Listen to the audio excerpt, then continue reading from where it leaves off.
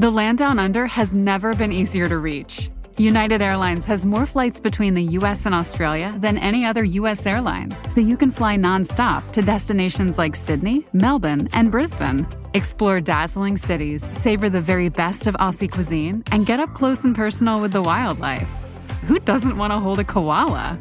Go to united.com/Australia to book your adventure. Ryan Reynolds here for, I guess, my 100th Mint commercial. No, don't. I mean, honestly, when I started this, I thought I only have to do like 4 of these. I mean, it's unlimited premium wireless for $15 a month. How are there still people paying 2 or 3 times that much? I'm sorry, I shouldn't be victim blaming here. Give it a try at mintmobile.com/save. Whenever you're ready. $45 upfront payment equivalent to $15 per month. New customers on first 3-month plan only. Taxes and fees extra. Speed slower above 40 gigabytes. See details. The number one challenge of any CX leader is getting executive buy-in. Without it, CX practices are destined to fail. If you're a CX leader, then you're a change leader, and you know the frustration when you don't have the support you need. That's why I developed the Trusted Guide Roadmap Masterclass.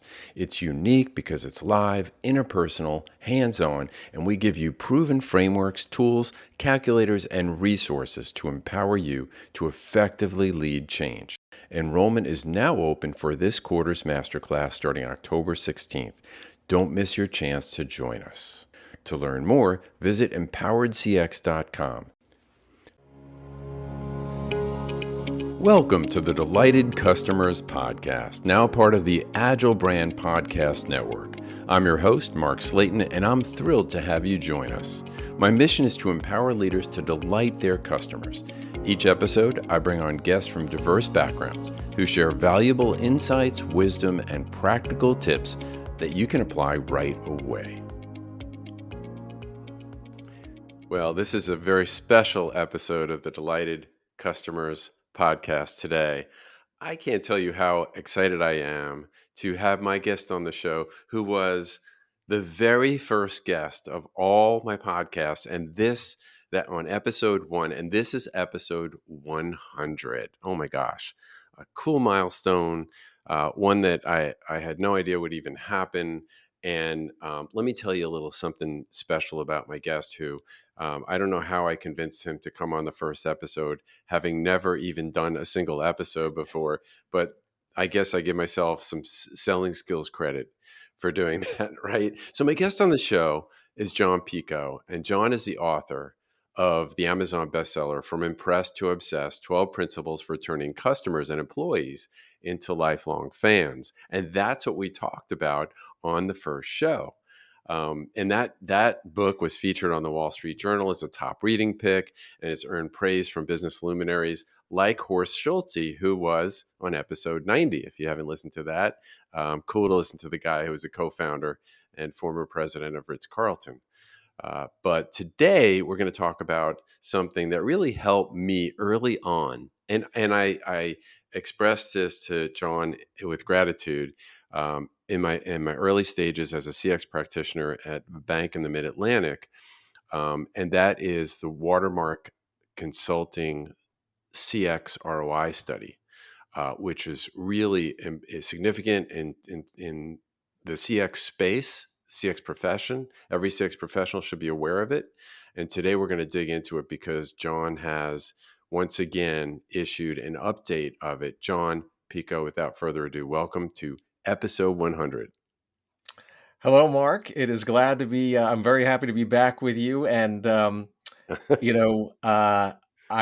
have to say, I knew you when you were just a wee lad dreaming of being a podcast celebrity. And look how far you've come. I don't know if I'm a celebrity or a villain. But well, anyway, congratulations on episode 100 and all the great content that you've produced over the last couple of years, I guess. I'm amazed that I was actually the first guest on the first episode. That just blows my mind, and I am honored to be invited back for number 100. So thank you. You're most welcome, and thank you. And today we're going to share what I think is we're going to give some context to and perspective to this CX ROI study, because it has been a drumbeat, a mantra among those who are in the profession, and those who are critical of the profession and why the profession hasn't, um, in some instances, had more progress, more success in corporations than it should, because we haven't proven the ROI for customer experience and customer experience management. And this study, what I love about it is both its simplicity and its elegance, because sometimes we can get extremely sophisticated and complex. And while people could argue the merits of the veracity of the data that comes out, we can easily lose people in the complexity of it. So I want you to share with us tell us about the origins of the study to begin with, and what made you think to analyze customer experience ratings and in the context of shareholder returns. Yeah. So when I was in corporate roles before I started Watermark Consulting, something that always bothered me was how boards of directors and C-suite executives, they seem to harbor this sort of basic skepticism towards the value of customer experience differentiation. And that became even more challenging for me personally once I launched my own business, which was focused on customer experience advisory. Because if you can't convince people that it's actually worth investing in, then I wouldn't have a business.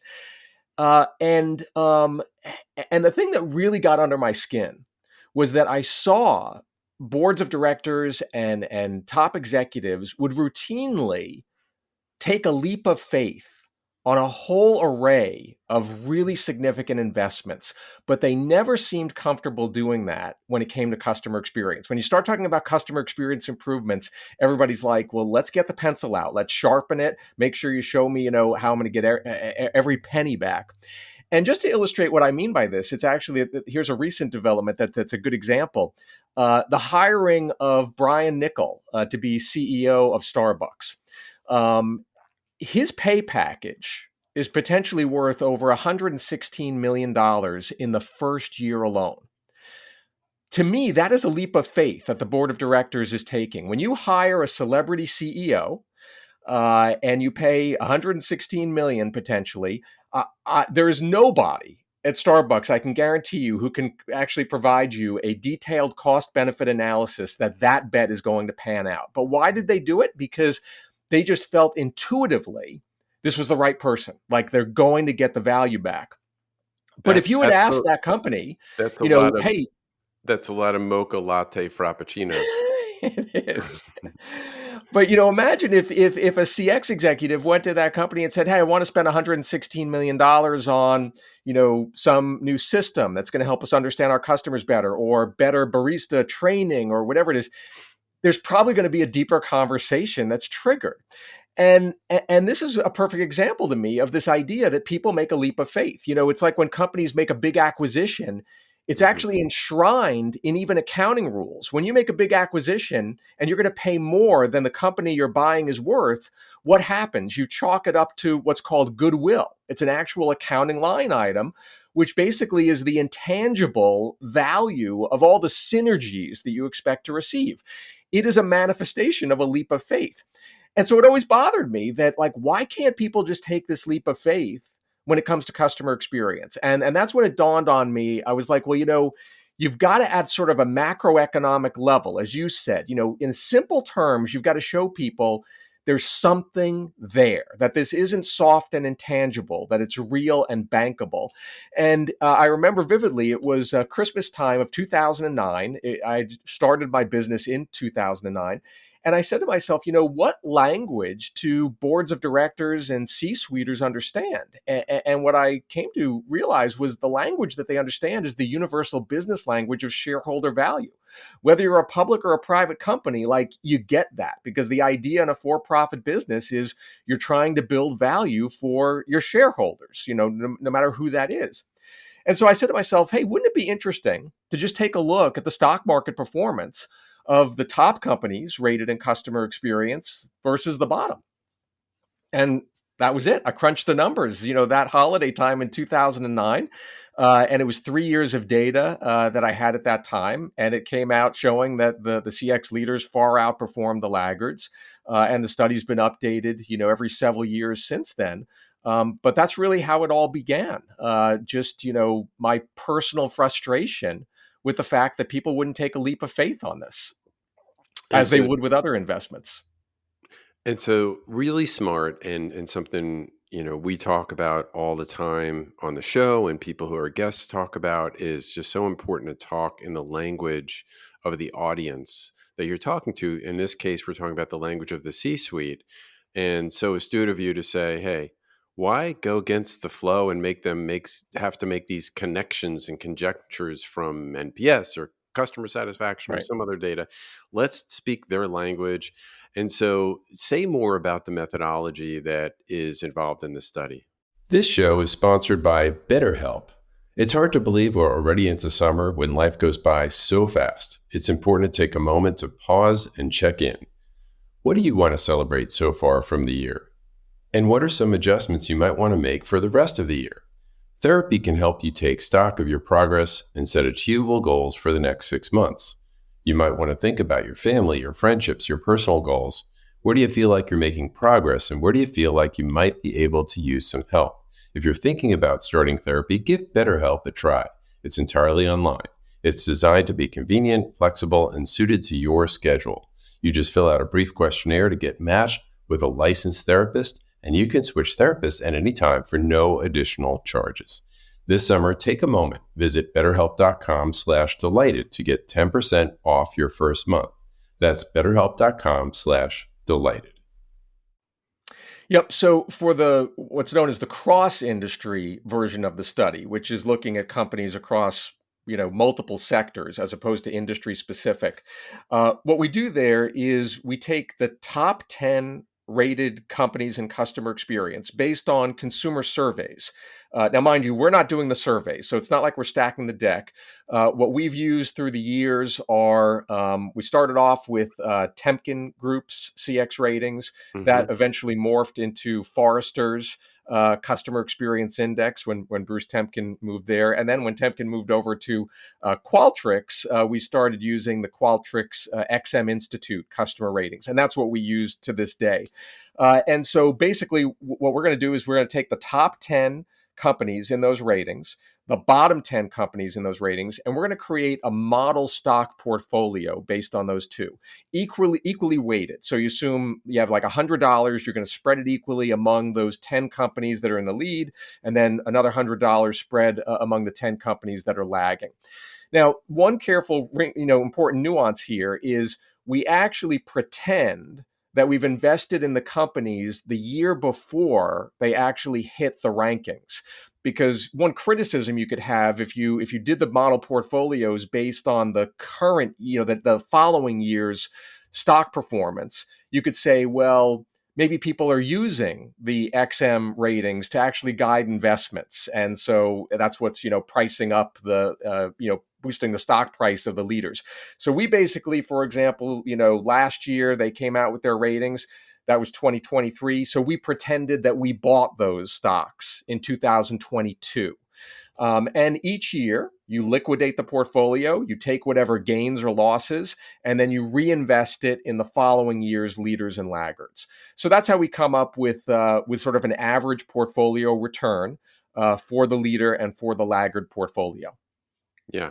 And let me just affirm the basis for the methodology from my own perspective is so yeah, Bruce was at Forrester, and then after that and created this, which was based on success, effort, and emotion, Right. which was based on facts, based on a lot of research. And then Forrester called it the CXI. And then now XM Institute is using the same model, success, effort, and emotion. Where I worked for 8 years, we called it the C score, which is basically a version of that, which is the CS, success, effort, and emotion. And they are good as any of a methodology to say how do customers feel about you and your brand and their experience with your brand, right? Yeah, and I think one thing to point out too, why I have a lot of respect for those measures is I do think that they effectively straddle and balance the idea of the rational considerations Mhm. that a customer has when they evaluate a customer experience, as well as the emotional considerations, Yeah. because those are two separate animals, and they both play a part in people. Whether people walk away with a positive, memorable impression, and I think that the rating scheme accommodates both of those axes. Okay, so you've got now sort of the top grouping of customer experience companies based on the CXI or the XM Institute's ratings, and then you've got the bottom group based on, and we're calling them CX leaders and CX laggards. And tell us, so from the time you started, I guess it was what, 13 years ago? Uh, Uh, yeah, so the first study was published in 2010, but it actually looked at data from 3 years prior to that. So I think we're up to 16 years 16 years. of Okay. data now. So how is the data evolved between those groups? Yeah, so if you look at the performance differential in terms of total shareholder return between the customer experience leaders and the customer experience laggards, early on, it was about a 2x differential. So the shareholder return of the leaders, about twice that of the laggards. It then grew about 10 years into doing the study, it grew to about 3x. Then it was about 3.5x right before COVID. And now, with the most recent release of the study that was just published a couple of weeks ago, it's actually at its highest gap ever, 5.4x. So the leaders outperforming the laggards by 5.4, by a ratio of 5.4. So it's really expanded over time.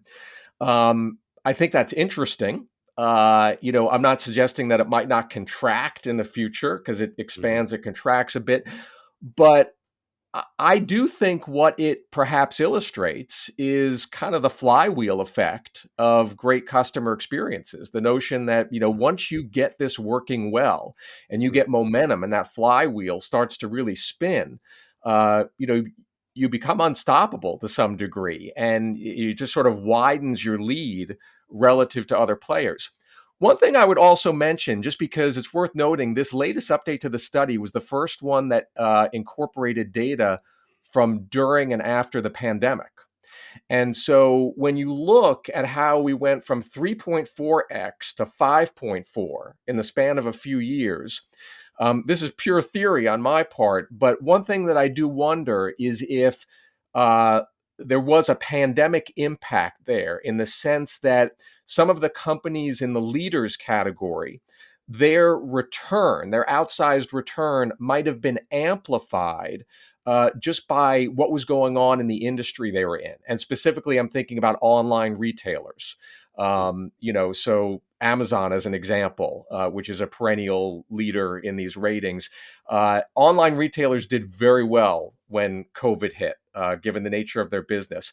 So I do wonder if maybe the lead is expanded in part because of the dynamics around the pandemic. Conversely, if you look in the bottom 10, travel companies are some usual suspects in the bottom 10. And the travel industry, of course, was hit pretty hard due to the pandemic.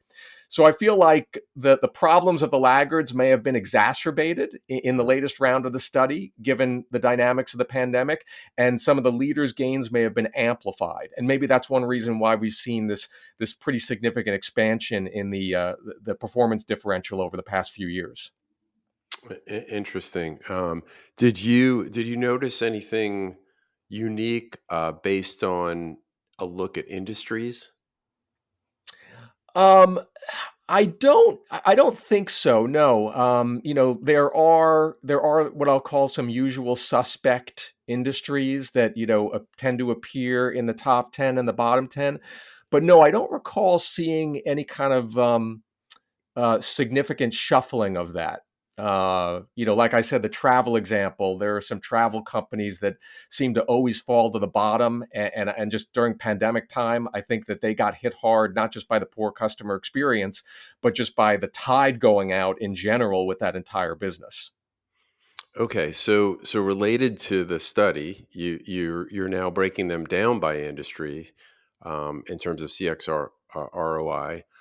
Do you have a favorite among these, and do any of them have any specific interesting results?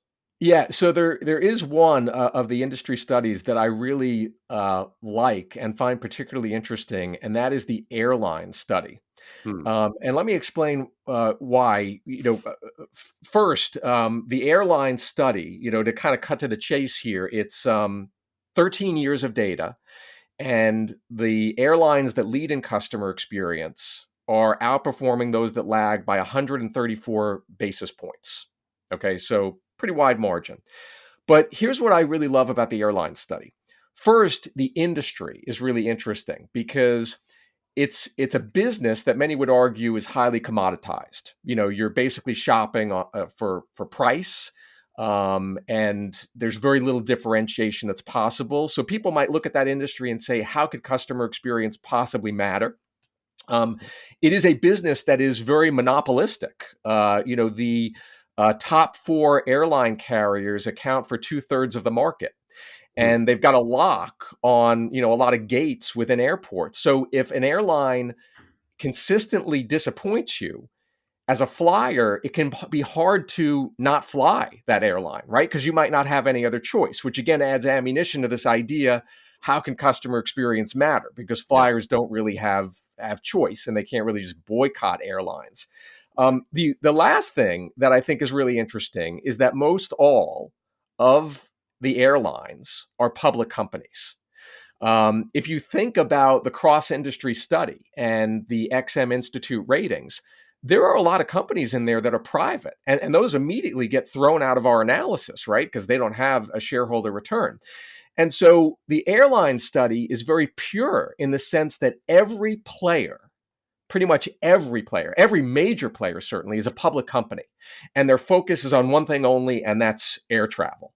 And so the purity of that study I really like, and the idea that there are so many forces, competitive forces in that industry that would lead you to believe, to say, customer experience can't make a difference here. Highly commoditized, not going to work. And yet, if you look at the data, the difference is pretty significant. Also worth noting, the laggards in the latest airline study actually have an overall negative return, which, as far as I can remember, I think that is the first time in any study that we've done, cross-industry or industry-specific, where the overall return for the years covered was negative. Hmm. Would you, two things come to mind relative to that. One is how much of that would be attributed to COVID, and or how much of that would be attributed to a specific, I mean, what comes to mind for me is Southwest having so many problems around the Christmas holidays in 2022, I think it was. Yeah, I can't remember what Southwest's stock performance was in the year prior to that. But the COVID comment, I think that is right on. Again, this is an industry like we were talking about with travel that got hit hard by COVID. So that might actually, be a legitimate reason why this time around we're seeing a negative return from some of those laggards, just because the whole industry, kind of got pulled down together and the tide went out. So that is possible. But nevertheless, even before COVID, we were seeing this differential in the airline study. And it just kind of is an interesting industry to say, wow, customer experience even makes a difference there. Even though a flyer may not be able to boycott an airline, they can say unkind things about that airline to others and perhaps influence others' inclination to fly that airline. So, yeah, the airline study I think is a fascinating one. Yeah. Yeah. So is the takeaway from the CX ROI study that if you wow your customers, then money's just going to roll in and your business is going to be successful? Wouldn't we like to think so? But that is a really important point, and I'm glad that you bring that up because the answer is not quite. That's never what the study was meant to suggest. It's certainly what I never purported when communicating about the study. The CX ROI study, never suggested that customer experience was the only driver to business success. I've actually been very vocal reminding organizational leaders that even with an exceptional customer experience, there are a whole host of reasons why your business might still fail. So I think the key takeaway from the CX ROI study is that a great customer experience is a necessary but not sufficient component for fueling business success. And two examples I love to use to drill this point home, which I like to put out there before any critic can put it out, is the 2011 bankruptcy of Borders Books, which just months before had been ranked number one in customer experience by Forrester. And so you look at that and you say the number one ranked customer experience company went bankrupt. And then you also could look more recently in 2023 at First Republic Bank, which was long admired in the financial services industry for its customer experience and its stratospheric NPS of 80. And so you look at these two companies and you say, well, Jon, how could you argue that customer experience puts wind in your sails for a business when you've got those two examples? And the answer is, if you look at why those companies failed, they failed for reasons that had nothing to do with their customer experience. They failed due to other really important management missteps. And that's what I mean when I say customer experience is no guarantee of success. There are a whole host of ways that you could scuttle your business that have nothing to do with customer experience. And so I think the CX ROI study basically says, yeah, you need to get this right if you want to be successful over the long term, but it alone doesn't guarantee success because you got to run your business effectively in other ways as well. Yeah. So, Jon, do you know who Dave Ramsey is? Yes. Yeah. So Dave Ramsey would say, CX can't fix stupid. Right. Yeah, it's true. I mean, it's the way the soundbite I would use to characterize it is customer love is a great thing. It's just not the only thing. Right. And I think that's really important for any CX practitioner to appreciate when they are conversing with executives that they're trying to influence around this. Yeah. And I think about things like Red Lobster, giving away shrimp, all you can eat shrimp, whatever. And it's gone, you've gone too far with. Right. Or Movie Pass. Remember Movie Pass, right. Great customer experience. For right. $10, I could see as many movies as I want in the course of a month. Right. They went out of business because there are other fundamentals that they just didn't get right.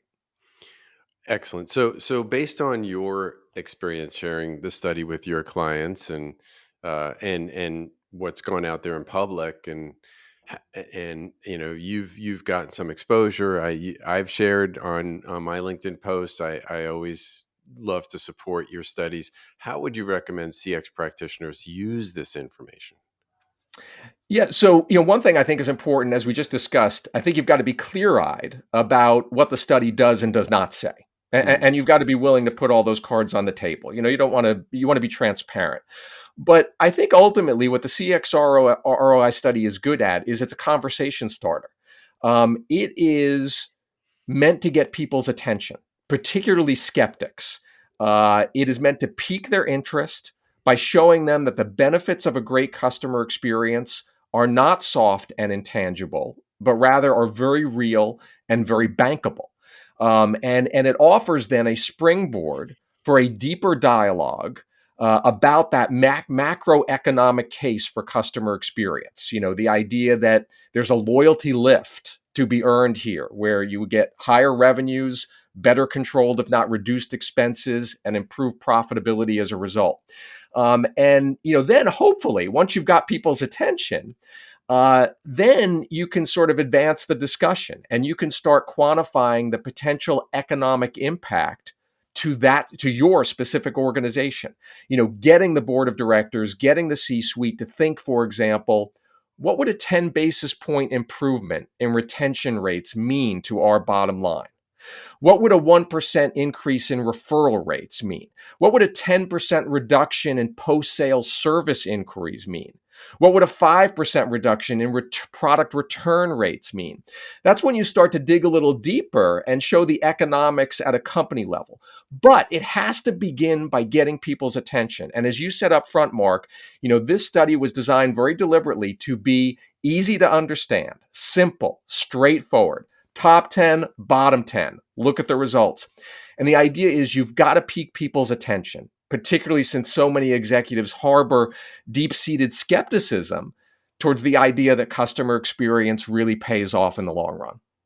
Yeah, so well said. And let me just double click on that for a minute as a former CX practitioner myself to validate what you're saying. And what I would say is some context around it is, when you're starting off in an organization, if there's not a lot of data already built around your own internal metrics, what are you're gonna wait till you have them? You've got some macro data here that any logical person who says, gee, does it make sense that if we treat our customers well and they have a great experience with us, that we're going to see financial benefit? Of course it does. Well, now here's something tangible that I can look at. And so as a CX leader, I say this in the masterclass, you're a change leader. You're a cultural transformist, right? That is the main part of your job. It's not a tactician or a technology person. You've got to be able to do all these other things. But remember, your job is changing from the current state to some future state that involves a better experience for your customers. And so you need to continually beat the drum of CX and the why for different constituent groups. And I will say, Jon, and I'm sure you know this, but from my personal experience, it's not just the C-suite. One of Right. the beautiful aspects of the simplicity and elegance of your study is that this communicates at all levels. We have 18-year-old tellers coming into the bank where I worked who haven't been to community college yet, and they get the concept of it, and it helps us to what we're trying to do is embed CX into the culture rather than just have it as a bolt-on. And that means people have to believe in the mission.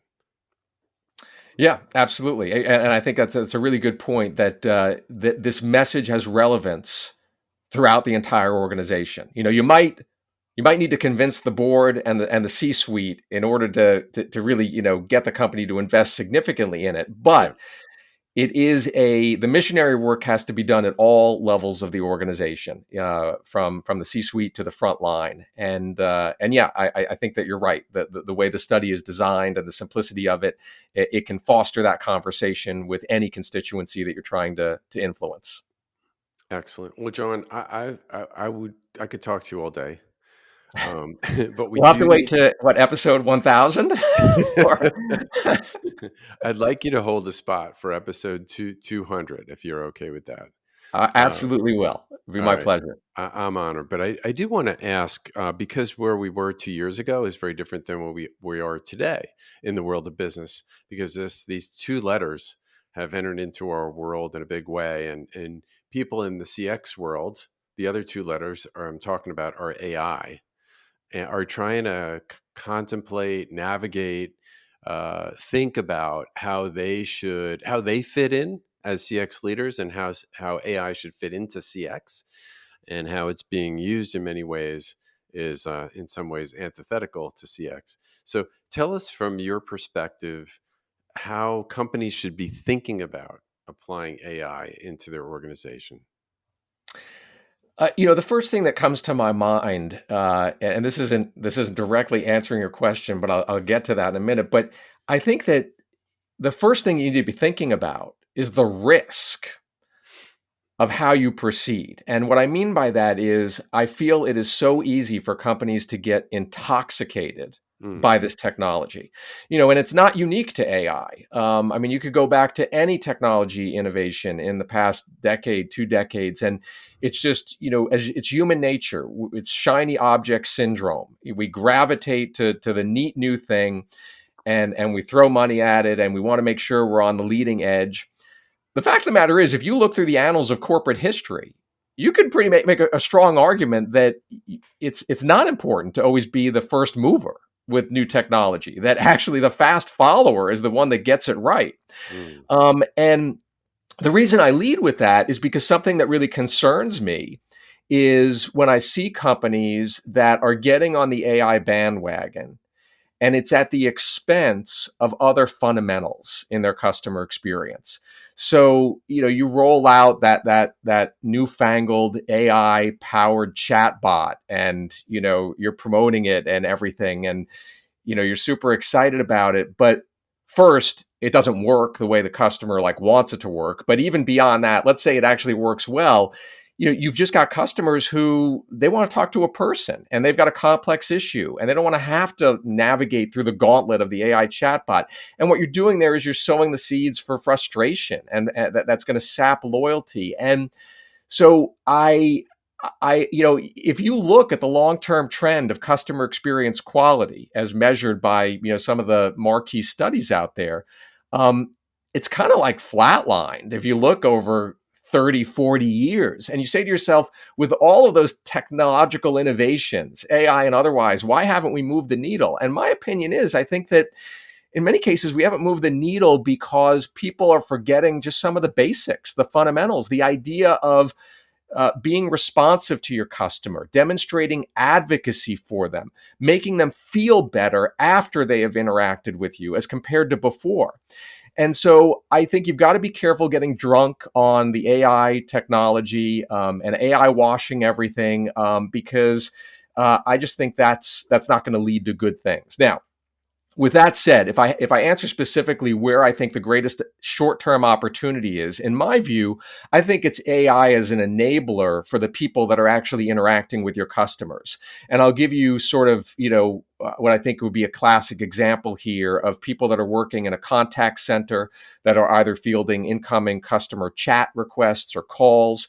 One of the things that people, I'm sure you know this, Mark, having the roles that you've worked in the past, one of the things that people on the front line hate, whether you're in sales or service, is documenting what went on with that customer in that conversation. Right. Because to me, it feels like it's a waste of my time. But the fact is, it's an aid in the long run, because when the whole organization has a full picture of everything that's gone on with that customer, it means the next time they call in, the next time they speak to a salesperson, you could create a more personalized experience, a more efficient experience with technology. Don't get intoxicated. Jon, I want to ask you how people can best get a hold of you and get information about this study. But before we do, let me end with the question that's a little different than I asked you 2 years ago, because you answered that, which is, what advice would you give to your 20-year-old self? I'm going to ask you a different question, which is, who in your life was the biggest influence on your life and why?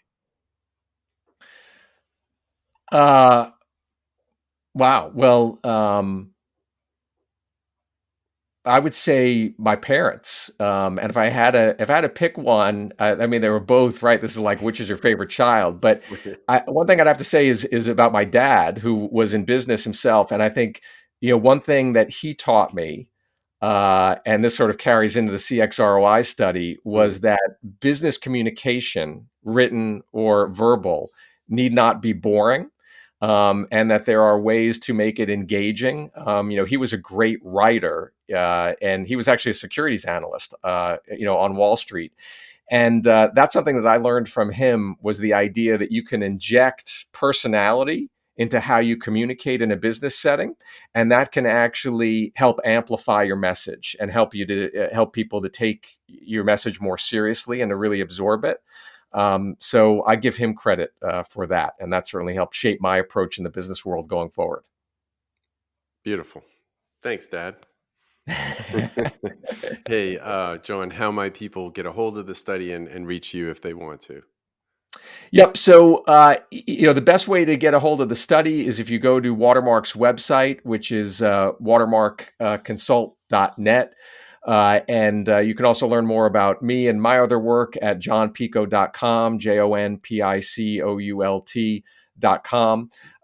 And we'll include those links, I'm sure, in your show notes. People can dig into the study for themselves. It's free to see the full report. Excellent. Jon, episode 1, episode 100. Thank you so much for being on the show again. My pleasure, Mark. Thank you.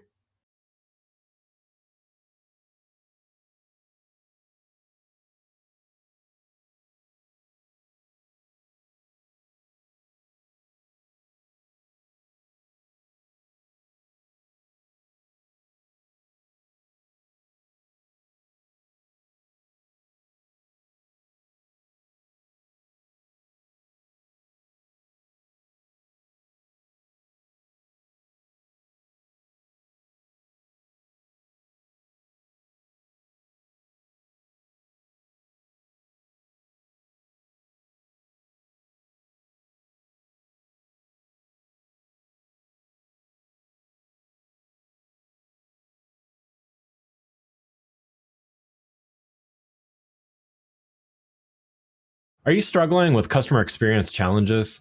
OP360 has the solution. Say goodbye to long wait times and hello to seamless service. OP360's people-first approach is revolutionizing customer experience. By prioritizing employee satisfaction, OP360 delivers personalized experiences that drive business growth. Their agile solutions adapt quickly to your customers' needs, optimizing service while reducing costs. And here's an exclusive offer for our podcast listeners. Mention Agile when you contact OP360 and receive free agent training on qualified pilot programs, a $20,000 value at no cost to you. Don't miss out on this game-changing opportunity. Contact OP360 and learn how they can transform your CX strategy. OP360 is a better way to outsource. Visit op360.com. That's op360.com today.